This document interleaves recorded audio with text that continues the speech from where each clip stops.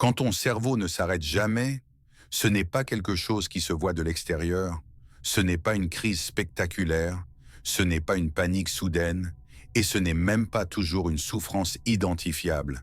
C'est quelque chose de beaucoup plus discret, de beaucoup plus profond, une activité intérieure constante, continue, presque imperceptible pour les autres, mais extrêmement fatigante pour celui qui la vit. Tu peux être assis dans une pièce calme, sans bruit, sans agitation. Tu peux être allongé, les yeux fermés, le corps immobile.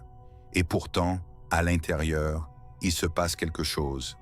Ton esprit reste actif, vigilant, tendu, comme s'il refusait de se mettre réellement au repos, comme s'il ne savait plus comment faire. Ce type de fonctionnement n'a rien d'exceptionnel, et pourtant il est rarement nommé, parce qu'il ne correspond pas à l'image classique du stress ou de l'anxiété visible. Il n'y a pas de crise, pas de débordement, pas d'explosion émotionnelle. Il y a simplement une présence mentale permanente, une forme de bruit de fond intérieur qui ne disparaît jamais complètement. Quand ton cerveau fonctionne comme ça, ce n'est pas parce que tu réfléchis trop par plaisir, ce n'est pas parce que tu cherches volontairement à compliquer les choses, c'est parce que ton esprit est en mode anticipation constante. Il observe, il prévoit, il calcule, il imagine les conséquences possibles, il rejoue des situations passées et prépare celles à venir, souvent sans que tu t'en rendes compte consciemment. Tu peux finir une conversation, rentrer chez toi, t'asseoir, et au lieu de ressentir un apaisement, ton cerveau reprend le fil. Il analyse ce qui a été dit, ce qui aurait pu être formulé autrement, ce qui pourrait être mal interprété, ce qui devra être corrigé plus tard, et pendant que ton corps cherche le repos, ton esprit, lui, reste actif. Ce mécanisme est souvent confondu avec de l'intelligence, avec de la réflexion, avec de la lucidité, mais en réalité, il s'agit surtout d'un cerveau qui a appris à ne jamais baisser la garde, un cerveau qui s'est construit dans des contextes où l'anticipation était nécessaire, parfois vitale, et qui a intégré cette vigilance comme un mode de fonctionnement normal. Le problème, ce n'est pas que tu manques de repos. Le problème, c'est que ton cerveau ne reconnaît plus le repos comme quelque chose de sûr, de bénéfique ou même d'utile. Il associe inconsciemment l'arrêt à une perte de contrôle, à un risque potentiel, à quelque chose qui pourrait mal tourner si tu n'es pas suffisamment attentif. C'est pour ça que tu peux dormir et te réveiller fatigué. C'est pour ça que tu peux t'allonger sans ressentir de détente réelle. C'est pour ça que même dans les moments censés être calmes, ton esprit continue à tourner, à chercher, à prévoir, comme s'il refusait de lâcher prise. Je vais parler ici de quelque chose que j'ai vécu personnellement, parce que c'est souvent plus clair quand on met des exemples concrets sur des mécanismes abstraits. Il y a eu une période de ma vie où, extérieurement, tout semblait fonctionner correctement. J'avais un travail, des responsabilités, des décisions à prendre, une structure apparente, et pourtant, intérieurement, mon cerveau ne s'arrêtait jamais. Même le soir, même tard, même quand la fatigue physique était là, je m'asseyais, je pensais me poser, et c'était exactement l'inverse qui se produisait. Mon esprit repartait, il repassait la journée en revue, il anticipait le lendemain, il imaginait les problèmes potentiels, les erreurs possibles, les conséquences invisibles. Et plus j'essayais de me détendre, plus cette activité mentale devenait présente.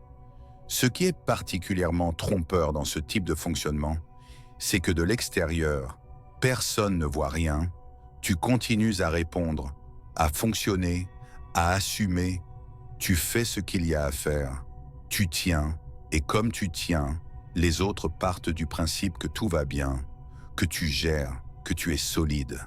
Mais à l'intérieur, il n'y a jamais de véritable pause, jamais de moment où l'esprit se pose complètement, jamais de silence mental profond. Et avec le temps, cette absence de repos intérieur crée une fatigue qui n'a rien à voir avec le corps, une fatigue mentale lente, progressive, qui s'accumule jour après jour. Ce type de cerveau ne naît pas comme ça par hasard. Il se construit progressivement, souvent dans des contextes où il fallait anticiper, se protéger, rester vigilant, parfois gérer seul, parfois porter plus que ce qui aurait été normal pour une seule personne. Et dans ces contextes-là, le cerveau apprend que penser, prévoir, contrôler est une forme de sécurité. Avec le temps, cette vigilance devient une compétence. Tu deviens réactif, lucide, capable de gérer des situations complexes, de prévoir des problèmes avant qu'ils n'arrivent. Et cette capacité est souvent valorisée socialement, professionnellement. Elle donne l'image de quelqu'un de fiable, de solide, de reste. Avec le temps, cette vigilance devient une compétence. Tu deviens réactif, lucide, capable de gérer des situations complexes, de prévoir des problèmes avant qu'ils n'arrivent, et cette capacité est souvent valorisée socialement, professionnellement. Elle donne l'image de quelqu'un de fiable, de solide, de responsable. Mais ce que personne ne dit, c'est que cette compétence a un coût, et que ce coût, c'est l'impossibilité de se déposer intérieurement. Même quand il n'y a plus de danger réel, même quand la situation est stable, même quand le corps réclame une pause, le cerveau, lui, reste actif. Il y a une confusion profonde qui s'installe entre contrôle et survie. Le cerveau croit que penser plus, anticiper plus, analyser plus, permet de maîtriser la situation, alors qu'en réalité, cela empêche le repos, cela empêche la récupération, cela maintient le système nerveux dans un état de tension permanent.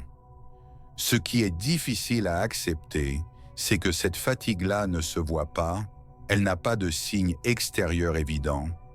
Tu peux être performant et vidé, calme en apparence et saturé intérieurement, stable aux yeux des autres et pourtant complètement épuisé mentalement. C'est pour ça que beaucoup de personnes dans ce cas-là n'osent même pas parler de ce qu'elles ressentent. Parce qu'il n'y a pas de mots simples pour décrire cet état. Ce n'est pas une dépression classique, ce n'est pas une crise d'angoisse, ce n'est pas un burn-out évident. C'est quelque chose d'entre-deux, de diffus, de constant. Je ne vais pas te dire ici qu'il suffit de respirer mieux, ou de penser positif, ou de méditer quelques minutes par jour pour régler ce type de fonctionnement. Ce serait faux et même dangereux, parce que cela minimiserait un mécanisme profond, installé depuis longtemps et qui ne se désactive pas avec une astuce. Un cerveau qui ne s'arrête jamais ne se calme pas par injonction, il ne se calme pas parce qu'on lui dit de lâcher prise, il se calme, ou plutôt il commence à se poser quand il est compris, reconnu, respecté, quand on arrête de le considérer comme un problème à corriger et qu'on commence à le voir comme une adaptation à un contexte précis. Parfois, le simple fait de mettre des mots sur ce fonctionnement, de comprendre pourquoi ton esprit agit comme il agit, permet déjà une première forme de soulagement. Non pas parce que tout s'arrête d'un coup, mais parce que tu n'es plus en lutte permanente contre ton propre fonctionnement. Si ton cerveau ne s'arrête jamais, ce n'est pas parce que tu es faible, ce n'est pas parce que tu es cassé, ce n'est pas parce que quelque chose ne va pas chez toi, c'est parce que ton esprit a appris à durer, à tenir, à anticiper, à porter, parfois trop longtemps, parfois sans relais. Mais durer ne signifie pas vivre sous tension permanente. Et comprendre ce mécanisme, ce n'est pas renoncer à ta lucidité, à ta capacité d'analyse, à ta force intérieure. C'est simplement commencer à distinguer ce qui relève de la vigilance utile et ce qui relève de la survie prolongée. Zone interne n'est pas là pour réparer quoi que ce soit, elle n'est pas là pour promettre un apaisement immédiat ou une transformation spectaculaire, Elle est là pour nommer ce qui se passe à l'intérieur, pour mettre de la clarté là où il y avait du flou, pour permettre parfois un premier ralentissement intérieur, sans bruit, sans urgence, sans masque. Si cette vidéo te parle, alors tu sais déjà quelque chose d'important. Tu n'es pas seul dans ce fonctionnement et surtout, tu n'es pas anormal. Tu es simplement quelqu'un dont le cerveau a appris à rester éveillé trop longtemps. Il y a quelque chose d'important à comprendre quand on vit avec un cerveau qui ne s'arrête jamais.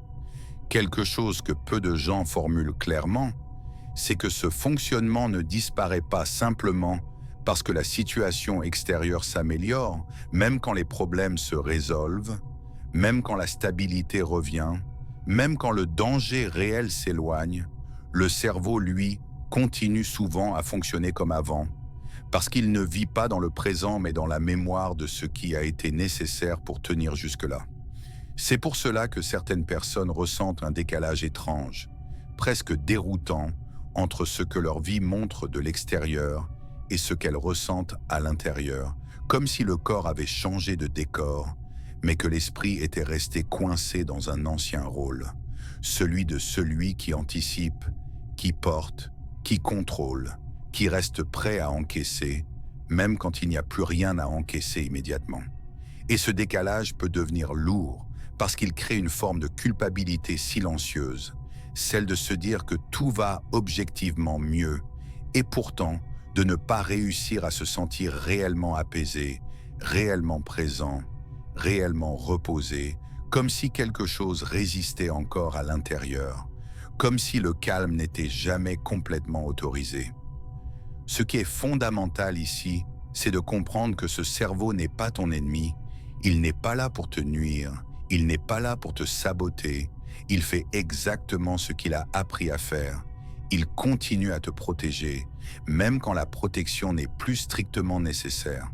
Parce que pour lui, relâcher trop tôt a déjà été associé à un coût trop élevé. Reconnaître cela change profondément la manière dont tu te regardes, parce que tu ne te vois plus comme quelqu'un de défaillant, incapable de se détendre ou de profiter, mais comme quelqu'un dont le système intérieur a été entraîné à durer, parfois sans pause, parfois sans relais, parfois sans filet, et qui a simplement besoin de temps, de compréhension et surtout de respect pour commencer à se poser autrement. Il ne s'agit pas de forcer ton esprit à se taire, ni de lui imposer un calme artificiel, ni de chercher à éteindre brutalement ce qui t'a permis de tenir jusque-là. Il s'agit plutôt d'apprendre à distinguer ce qui relève encore de la vigilance utile de ce qui relève désormais d'une tension héritée, d'un réflexe ancien qui n'a pas encore été désappris. Et ce processus, contrairement à ce que beaucoup de discours simplistes laissent entendre, n'est ni rapide ni spectaculaire.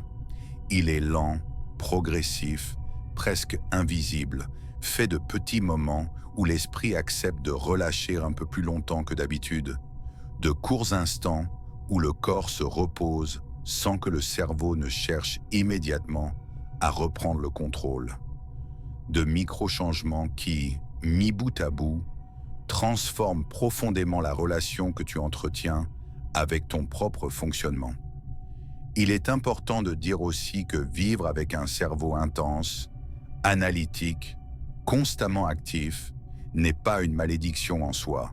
C'est une configuration particulière, avec ses forces et ses exigences, et apprendre à vivre avec elle, ce n'est pas la nier ou la combattre, mais l'apprivoiser, comprendre ses rythmes, ses besoins, ses limites, afin qu'elle cesse de fonctionner uniquement en mode survie et puisse, peu à peu, s'ouvrir à autre chose. Tu n'as pas à te reprocher ton fonctionnement, tu n'as pas à t'en vouloir de ne pas réussir à couper comme d'autres. Tu n'as pas à te comparer à ceux dont l'esprit semble plus léger ou plus simple, parce que tu ne joues pas avec les mêmes cartes, et surtout parce que ta profondeur, ta lucidité, ta capacité à voir loin, à tenir longtemps, à comprendre finement les choses, ont aussi une valeur immense, même si elle demande plus d'attention et de soins. Si ton cerveau ne s'arrête jamais, sache une chose essentielle pour terminer. Tu n'es pas condamné à vivre sous tension éternellement. Tu n'es pas obligé de renoncer à ton intensité pour trouver un équilibre. Et tu n'as pas besoin de devenir quelqu'un d'autre pour aller mieux. Tu as simplement besoin de te donner la permission d'évoluer, à ton rythme, avec ton histoire, avec ta structure, sans violence envers toi-même. Continue d'avancer, même lentement, même sans certitude absolue, même sans résultat immédiat visible, parce que chaque pas vers plus de compréhension intérieure est un pas vers plus de stabilité, plus de clarté, plus de paix réelle. Et cette paix-là, quand elle commence à s'installer, n'est pas fragile. Elle est profonde, durable, et elle t'accompagnera longtemps. Tu peux être fier du chemin que tu as déjà parcouru, fier d'avoir tenu quand il fallait tenir, fier aujourd'hui de chercher autre chose que la simple survie, et confiant dans le fait que ce que tu construis maintenant, à l'intérieur, est peut-être la base la plus solide que tu aies jamais posée.